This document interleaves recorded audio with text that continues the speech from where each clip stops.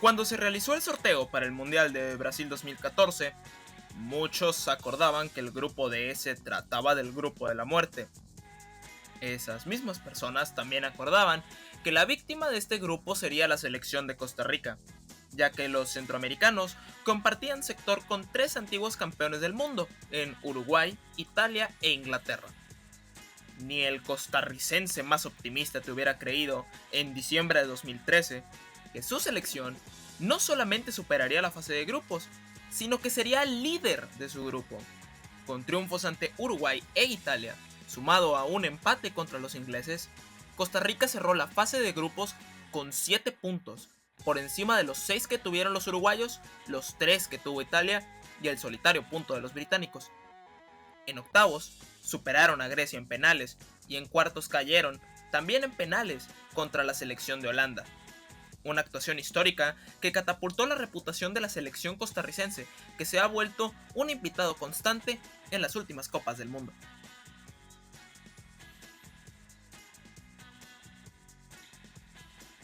Muchas personas, incluyéndome, no nos explicamos cómo es que un país con menos de la mitad de la población que la Ciudad de México, no México el país, México la ciudad, y que se independizó apenas en 1992, tiene en su palmarés un tercer lugar, una final y actualmente una semifinal de Copa del Mundo. Es uno de los misterios más grandes en el fútbol. La selección de Croacia debutó en el Mundial de Francia 1998, teniendo una participación histórica que resultó en el tercer lugar de la mano de Davor Suker. Tuvieron participación también en 2002, 2006 y 2014, donde no pasaron de la fase de grupos, aún teniendo estrellas como Ivica Olic, Luka Modric, Ivan Rakitic y Mario Mandzukic. En 2018, los croatas no solo volvieron a pasar a la fase de grupos de manera perfecta, ganaron los 3 partidos que jugaron, incluido un 3-0 Argentina.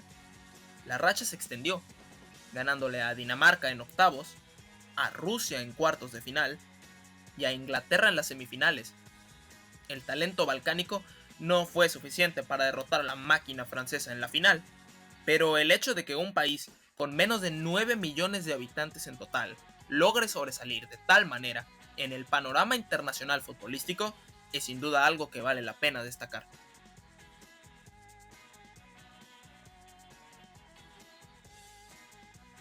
Cada 4 años, un fenómeno muy interesante aterra al reino animal, impresiona a la humanidad. Este fenómeno es una de las principales señales de que una Copa Mundial se acerca, ya que se puede sentir en la Tierra cuando estos seres se despiertan, comenzando a impactar a todo ser viviente habite nuestro planeta.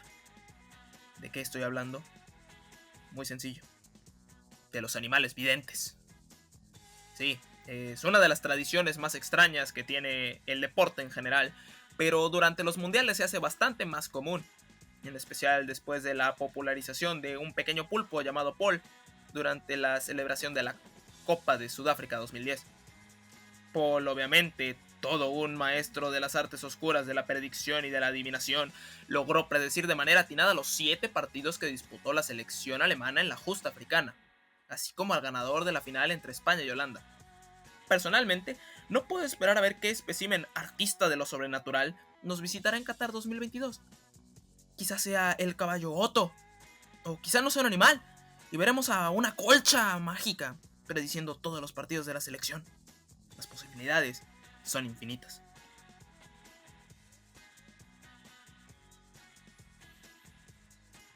No conforme con tener a un pulpo con currículum suficiente para ser profesor de defensa contra las artes oscuras en Hogwarts, el Mundial de Sudáfrica 2010 también tuvo otra cosa muy peculiar que lo caracterizó: la presencia de cientos y cientos de bubucelas en los estadios. El sonido de estos instrumentos se volvió sinónimo con los partidos que se jugaron en la Copa, incluso apareciendo en otros medios como lo es el videojuego oficial del torneo. La bubucela se volvió sinónimo del torneo, aunque también fue un punto de debate, en especial para las televisoras, argumentando que aturdían a los jugadores e incluso arruinaban el ambiente del público. Al final, las amenazas de prohibición no llevaron a nada, y las bubucelas llegaron para quedarse aquel 2010.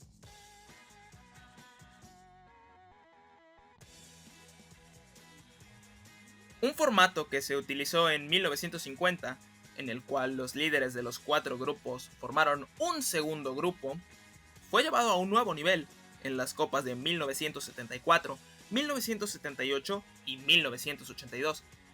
En las primeras 2 de estas, los líderes y los segundos lugares de cada uno de los 4 grupos que existían originalmente avanzaban a una segunda fase de grupos, en la cual se formaban 2 grupos de 4 equipos. Los segundos lugares de estos nuevos grupos jugarían por el tercer lugar y los líderes la final. Este formato fue expandido en 1982 con la expansión del torneo a 24 equipos. De los 6 grupos avanzaron los 2 primeros, donde formaron 4 grupos de 3 equipos en la segunda fase, donde los líderes jugarían las semifinales. El formato fue abandonado para la Copa de México 1986, regresando a la eliminación directa a partir de la ronda de octavos de final.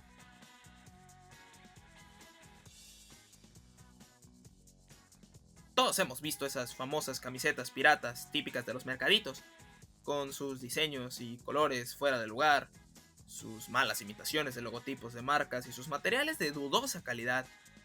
¿Cómo es que un equipo profesional se dignaría a jugar un partido con una cosa así? Mucho más, en una competición tan prestigiosa como es la Copa del Mundo.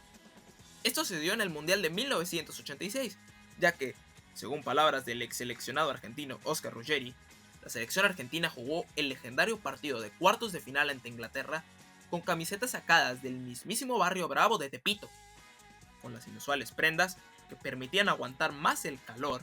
Según el entrenador Carlos Vilardo, la albiceleste se coronó campeona del mundo y el Diego se consagró como uno de los más grandes de la historia.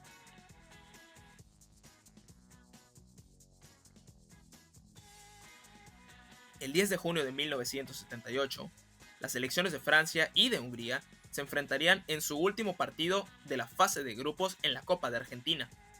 Los dos venían de perder sus 2 partidos anteriores, por lo que este partido apuntaba a entrar a esa lista de juegos históricos que nadie recuerda en la historia de los mundiales. Esto fue hasta poco antes de iniciarse el juego, ya que la FIFA, que tenía que decidir qué equipo usaría una camiseta blanca, debido a que los tradicionales colores de ambas selecciones, azul y rojo respectivamente, se confundían en las transmisiones en blanco y negro, que en ese entonces eran algo comunes aún.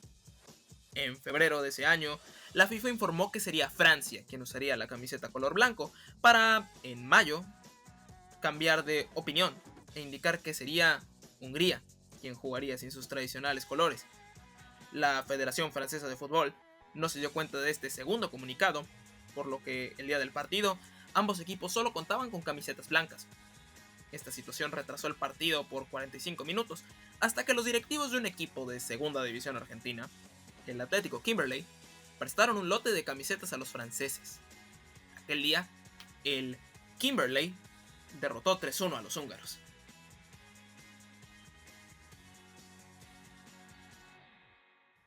Son pocas las personas que juegan un mundial de fútbol, y son muchas menos las personas que logran anotar en la final del torneo.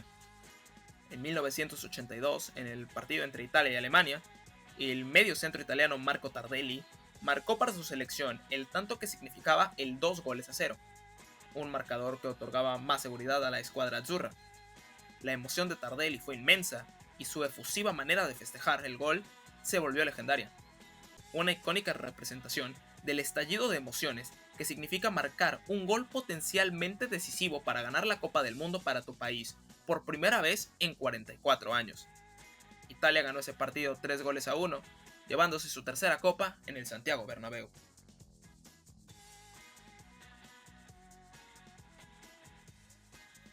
Un jugador de un altísimo nivel que había sobresalido en Portugal con el Porto, en Francia con el Mónaco, y que junto con Radamel Falcao se habían encargado de llevar a Colombia a su primera Copa del Mundo en 16 años en Brasil 2014. Meses antes de la Copa, Falcao sufrió una lesión que lo dejó fuera del torneo, por lo que James Rodríguez se puso los botines de crack y cargó con Colombia en la Copa. Lo llevó a su mejor participación en mundiales, terminando en cuartos de final. James se volvió legendario en el Maracaná tras su doblete ante Uruguay, coronado con el que fue reconocido como el mejor gol del torneo. Tras el mundial, el Real Madrid decidió pagar 80 millones de euros para ficharlo.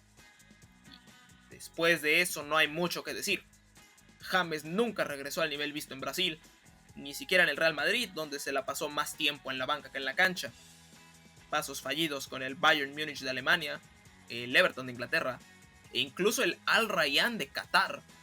James en la actualidad juega en el fútbol de Grecia con el Olympiacos, dando solo unos pocos destellos de lo que hizo en Brasil.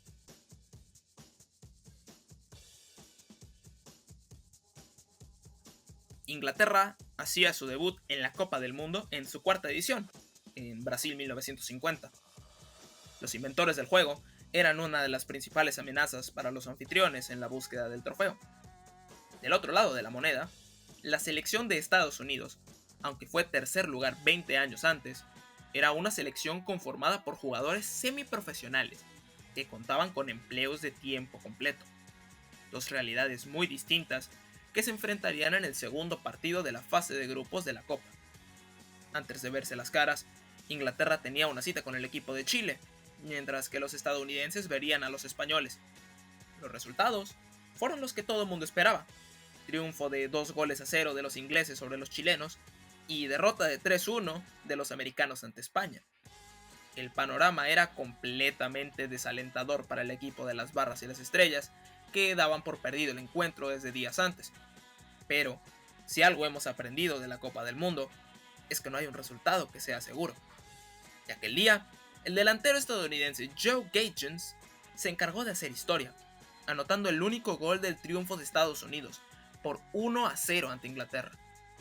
Uno de los mitos más populares que surgió de aquel partido es que los diarios ingleses, al ver el marcador final de 1-0, pensaron que hubo un error en la comunicación, publicando al día siguiente el marcador final como un 10-1 en favor de los ingleses. Al día de hoy, Inglaterra no ha podido derrotar a Estados Unidos en una Copa del Mundo, enfrentándose de nueva cuenta en 2010 y en 2022, empatando en ambas ocasiones.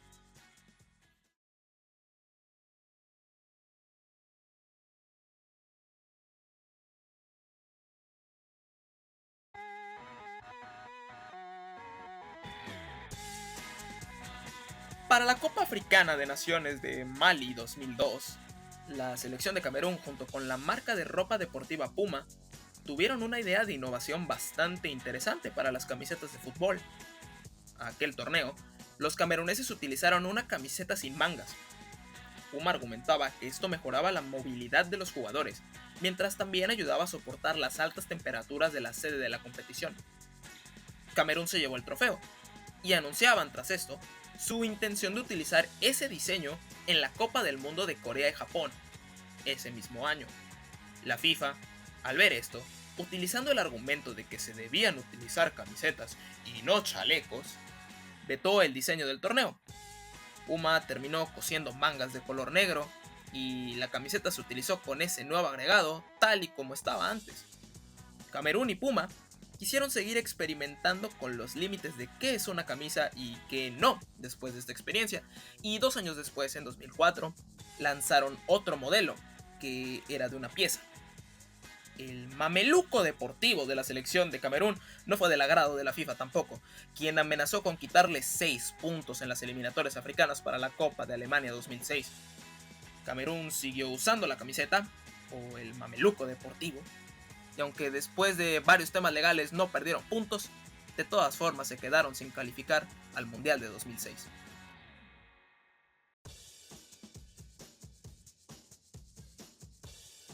El Mundial de Italia 1990 es, para muchos, el mundial que de lejos ha tenido el peor nivel en toda la historia. Lleno de planteamientos defensivos, con un nivel de fútbol bastante bajo y una cantidad igual de baja de goles, la Copa es más recordada por los bailes de Roger Millán, el error de René Higuita y el dudoso penal en la final entre Alemania y Argentina. No hay muchos partidos que sean recordados de esta edición, ni una gran cantidad de emociones. El recuerdo más grande, aparte de los antes mencionados, probablemente es la mascota que parece pieza de Tetris mutante. No hay mucho cariño por esta edición del torneo, si no se ha notado.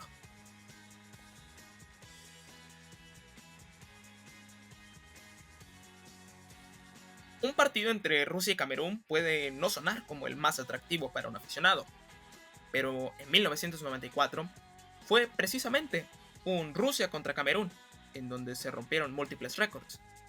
Ya habíamos hablado de Roger Milla convirtiéndose en el anotador más veterano en la historia de la Copa, anotando un gol a los 42 años de edad. Bueno, esto sucedió en este Rusia contra Camerún. Pero no solo eso, en este mismo Rusia contra Camerún, el ruso Oleg Salenko se llevó su manita, convirtiéndose en el primer y hasta la fecha único jugador en anotar 5 goles en un partido de Copa del Mundo. El marcador final fue de 6-1 en favor de los rusos.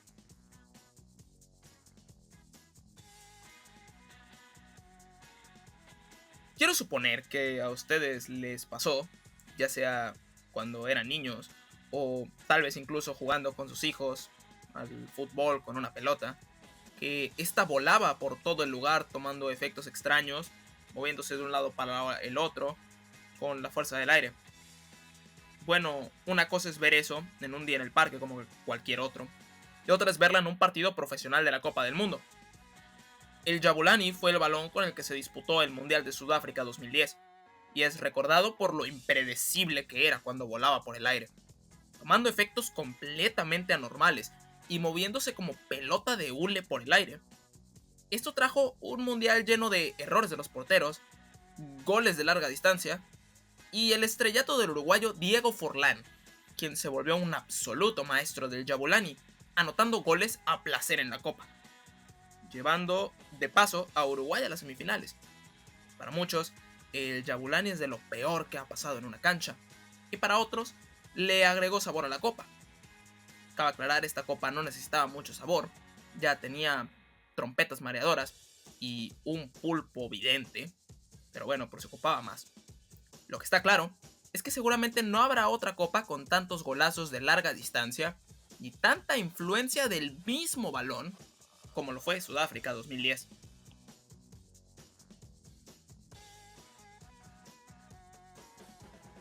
Julen Lopetegui era el entrenador de la selección española con rumbo a la Copa de Rusia 2018. Con Julen al mando, España se calificó al torneo sin muchos problemas, liderando su grupo en la eliminatoria. España fue sorteada en el grupo B de la competición, junto con Portugal, Marruecos e Irán. Mientras se encontraban en la concentración, ya habiendo realizado el viaje a Rusia con toda la selección española, el Real Madrid anunció la contratación de Lopetegui como nuevo entrenador, con efecto hasta que terminara la Copa del Mundo. Algo que no le gustó nada a la Real Federación Española de Fútbol, quien decidió que si ya había firmado con el Real Madrid, ¿por qué no irse de una vez? Y lo despidió inmediatamente. Nombraron a Fernando Hierro como nuevo entrenador, literalmente a 2 días de jugar su primer partido en la Copa. España terminó empatando 2 de sus partidos en fase de grupos, solo le ganó al combinado iraní, aunque esto le alcanzó para liderar el grupo con 5 puntos. Perdieron en octavos de final con el anfitrión Rusia. Lopetegui tampoco tuvo un paso digno de ser recordado en el conjunto merengue, siendo despedido antes del final del año calendario 2018. Actualmente, el español acaba de ser contratado por el Wolverhampton Wanderers de la Premier League inglesa.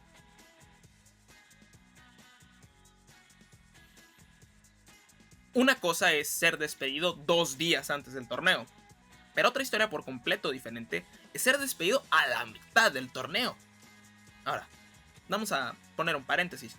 Despedir a un entrenador es bastante común en el fútbol de clubes, en especial en la Liga MX, en donde hay torneos en los que en 6 meses se despiden a 13 de los 18 entrenadores. Pero en un torneo demasiado corto como la Copa del Mundo, es simplemente inviable quedarse sin entrenador a la mitad. Ese es un mensaje que la selección de Arabia Saudita en el Mundial de Francia en 1998 no comprendió al 100%, ya que tras 2 partidos en la fase de grupos, ambas derrotas, 1-0 ante Dinamarca y 4-0 ante Francia, el entrenador brasileño, ex campeón del mundo, Carlos Alberto Parreira, fue cesado de su cargo como entrenador saudí. El tercer juego lo dirigió su auxiliar, Mohamed Al-Kariachi, quien le sacó un empate a la selección de Sudáfrica por 2-2. Esta decisión por lo visto se puso de moda e inspiró a la selección de Corea del Sur a realizar lo mismo, despidiendo al entrenador Cha Bum-kun después de perder 3-1 ante México y 5-0 ante Holanda. Estos dos son los únicos casos de entrenadores despedidos a la mitad de un mundial al día de hoy.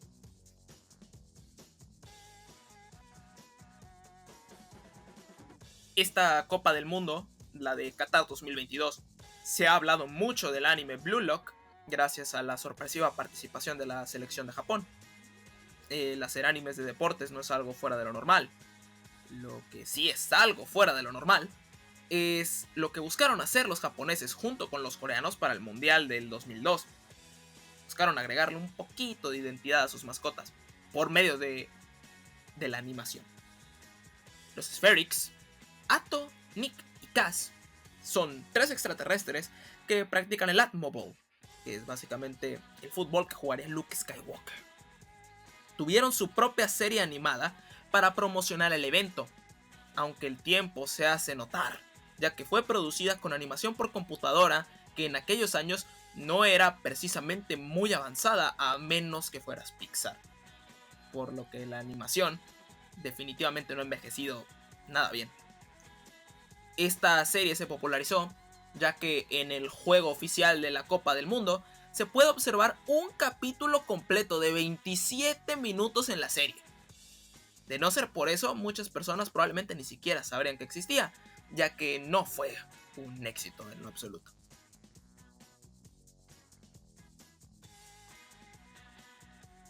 La selección francesa en el Mundial de Sudáfrica 2010, estamos de regreso en Sudáfrica 2010, era una bomba, esperando estallar, con diversas polémicas que involucraban a su entrenador Raymond Domenech y su pasión por la astrología. Domenech era básicamente una tuitera de 21 años con cabello morado a la hora de escoger a los jugadores que convocaría a los torneos internacionales, con casos como el de Samir Nasri, que no fue al Mundial de 2010 por ser Sagitario, y los Sagitarios todos sabemos que no se adaptan bien a los grupos. Domenech naturalmente empezó la Copa empatando a 0 con Uruguay, seguido de un primer tiempo parejo ante la selección mexicana. Al descanso en el vestidor, Domenech señaló al delantero Nicolás Anelka como uno de los principales culpables del mal rendimiento, a lo que Anelka le contestó insultándolo, acto que le costó salir de la cancha para el segundo tiempo, y después le costó salir del torneo por completo, y al final le costó salir de todas las futuras convocatorias con la selección de Francia. Domenech y Francia perdieron aquel día 2-0, y en su último partido de grupos ante el anfitrión Sudáfrica cayeron 2-1 para cerrar un mundial desastroso. Para la mala fortuna de Raymond Domenech, su jefe de seguro era cáncer, porque los cáncer tardan una eternidad en perdonar. No lo perdonaron, fue despedido inmediatamente de su cargo.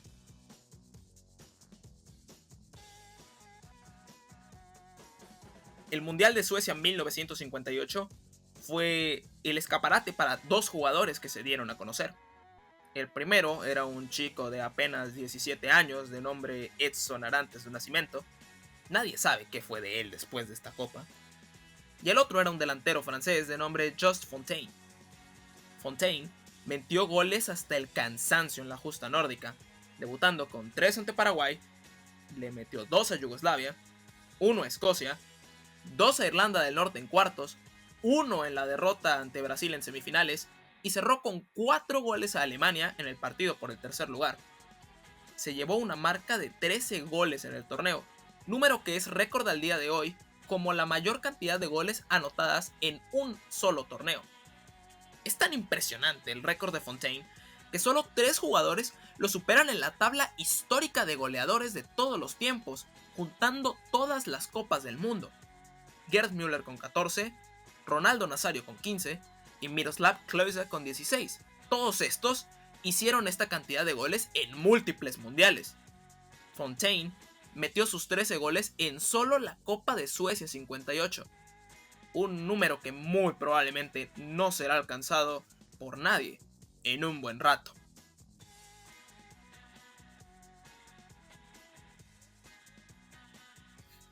Italia 1990.